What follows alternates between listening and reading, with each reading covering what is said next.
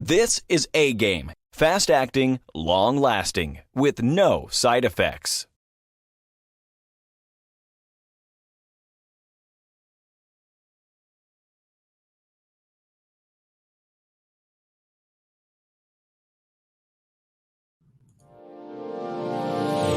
Hey all my Crimsonites, and welcome to the Crimson Cure channel, where we embrace our femininity, increase our womanly value, and celebrate our brothers. So join me on our feminine journey to learn, heal, and grow.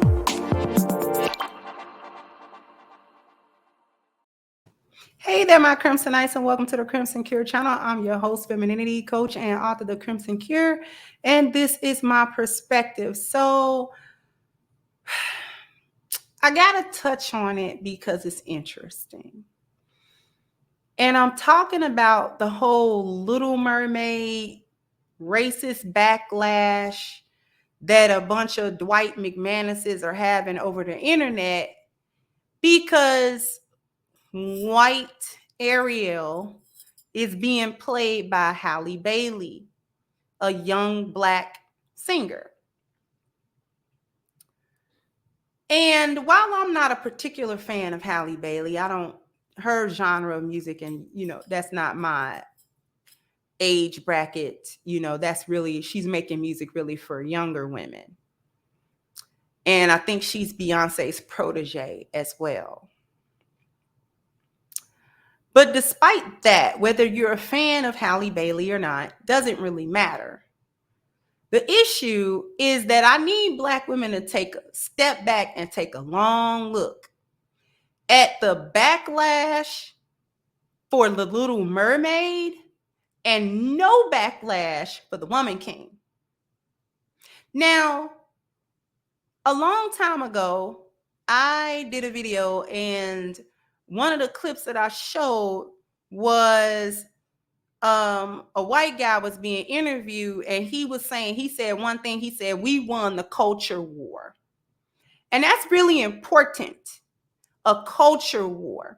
Because each component, the biological component, the cultural component, and the environmental component of keeping a group of people mentally subjugated and colonized is of equal importance. Each part is equally important. It's not just legislation and the laws and all that kind of stuff, but the biological aspect and the cultural aspect actually has to be upheld, okay? Now, we even had Candace Owens running around, like, oh, everything got to be Black, and, Ariel has red hair, and that's something that, nobody want to hear that. The understanding that we got to really have is, first of all, not only is Ariel a fictional character, okay, she's a fictional being. There's no such thing as mermaids, okay? They don't even exist at all. Okay, it's just a mythical creature that, different cultures have their version of. But the character, not only, like I said, is the character Ariel a figment of an imagination of whoever created her, but the very thing that she is has no bearing in reality, be that as it may. There are a bunch of folks, a bunch of non-melanated folks all over the internet crying and whining and dying that the live action version of her is not being portrayed by a white girl. And the reason for that, the reason why they're angry about that, is because Black women in this country, in terms of the culture, in terms of how we're culturally viewed in popular media, movies, music, etc., we can only be three things. We can be animals, we can be whores, and we can be men. And I need y'all to really think about that. We can be animals, we can be whores, and we can be men. The first Black Disney princess that they had, The Princess and the Frog, they made the princess the frog. Do we When we think of the tale of princesses and frogs, it's usually the male interest that's a frog. And the princess is going around kissing these frogs until, you know what I'm saying, her kiss of true love, yada, yada, yada, makes him a prince. Okay? Well, they spent it the other way. Tatiana spent the majority of the movie hopping around as a frog, making deals with the quote-unquote devil, Papa Legba. You understand what I'm saying? You see how they played you with a black princess? See how they did that? They didn't even do the other princesses like that, like Jasmine, who was supposed to be representing the Indians, I do believe. I ain't seen Aladdin in a long time. She might have been representing the Arabians. Matter of fact, I think they were representing Arabians. Because they were singing Arabian Nights. Okay, yeah. Now it's coming back to me. But they didn't make her an animal. She was a princess with a storyline of her own. But black women have to either be animals. You can only be beautiful and feminine when you're a whore, or you can be a man. Notice there is no backlash. Nobody's jumping up and down and saying, why are y'all portraying these black women as men? Why are we doing a movie where these black women who we like to see as feminine and beautiful and soft and vulnerable, why are we casting them or imagining them as these hardcore, very masculine individuals? No pushback, because that's what you're supposed to be in this culture. That's who you are. That reinforces the colonization that was done.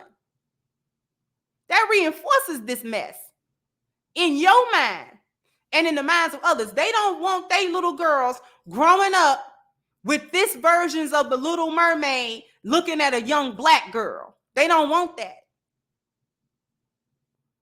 They want their little girls to grow up seeing images of white women in these very feminine, very soft, you know what I'm saying, depictions. Whether these are fictional characters or characters based on real people, it doesn't matter.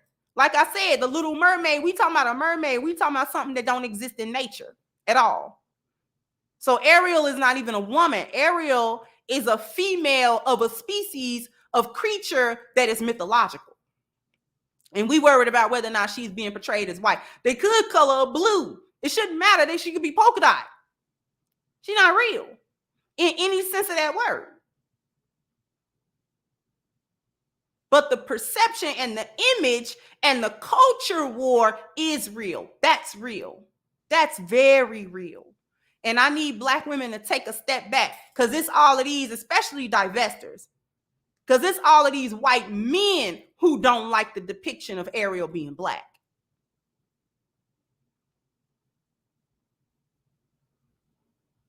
Understand that. I told y'all that you're not liked.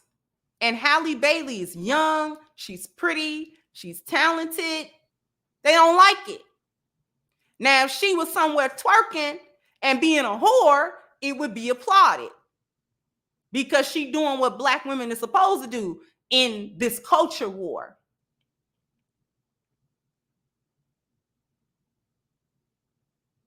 But turning around and fulfilling this role that people associate, people like Ariel. People like Ariel. Ariel was this innocent kind of girl. All she wanted was to experience life not under the sea. Talking about, oh, why everything got to be turned black. As if Hollywood has never whitewashed, completely whitewashed stories and casts of people that should have been black or otherwise non-white. So we just gonna act like that ain't never traditionally happened in Hollywood. We just gonna look past that. Race switching and all of that has happened, where a white person was cast in a role that obviously should have been either a black person or some other melanated person.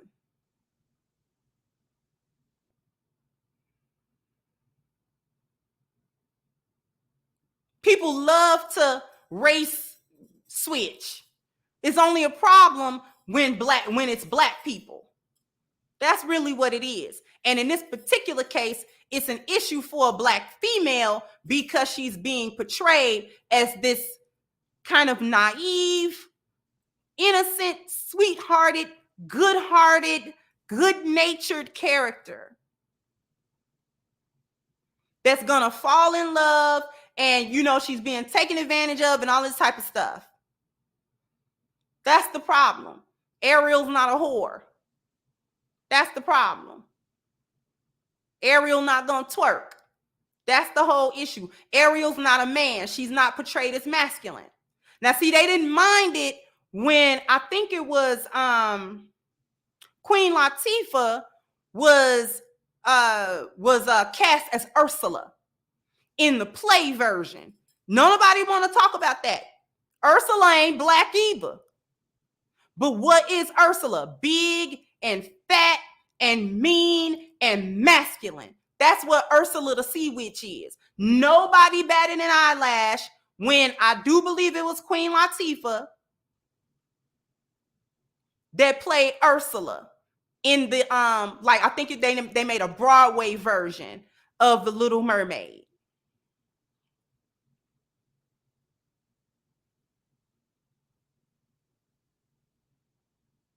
I think it was Queen Latifah. Somebody correct me in the chat because it just now occurred to me too. So I didn't look at that. Matter of fact, before I just want to make sure.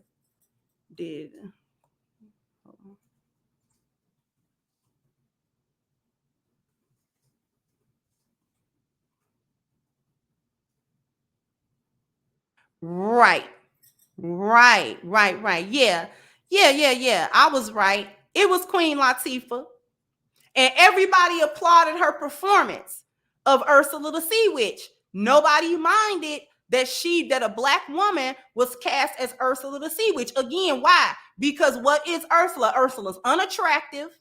She's mean-spirited. She's a witch. She big and fat and nasty.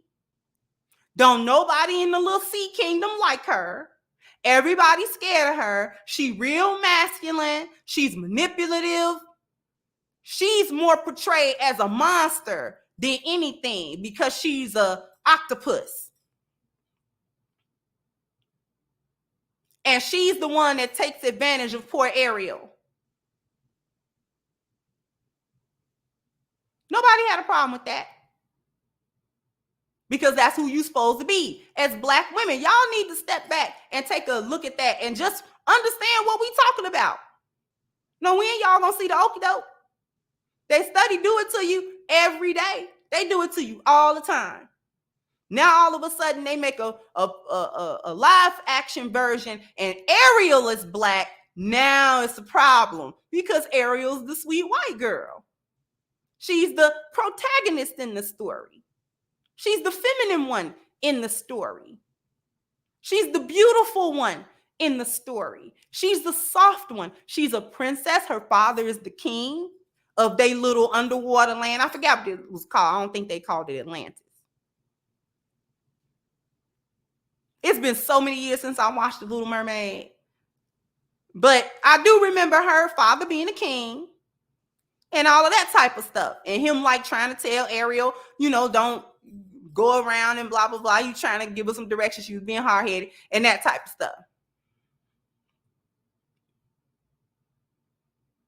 You can be Ursula, but you better not be Ariel.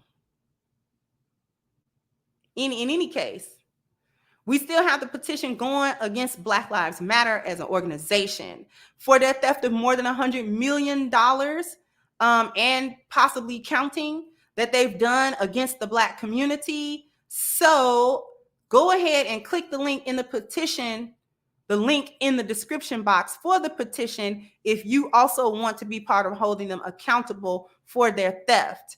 Again, the link to the petition is in the description box. Please sign it, share it, and contribute to it. Also, jump down in the comment section. Let me know what you think. Like, share, subscribe to the channel if you've not. Once again, I'm your host, The Crimson Cure, and this was my perspective. Bye-bye, Crimsonites. Hey guys, please like, share, and subscribe to the channel and hit the notification bell. And if you've got more to say on the topic, leave a comment down below. Also, don't forget to support our sponsor, who so graciously supports this channel by clicking the description box and the link for A-Game at agameherbal.com. You can go ahead and get a 10% discount off of your next purchase using the code Kendra10. This has been yet another Crimson Cure production, and I'll catch you guys on the next one.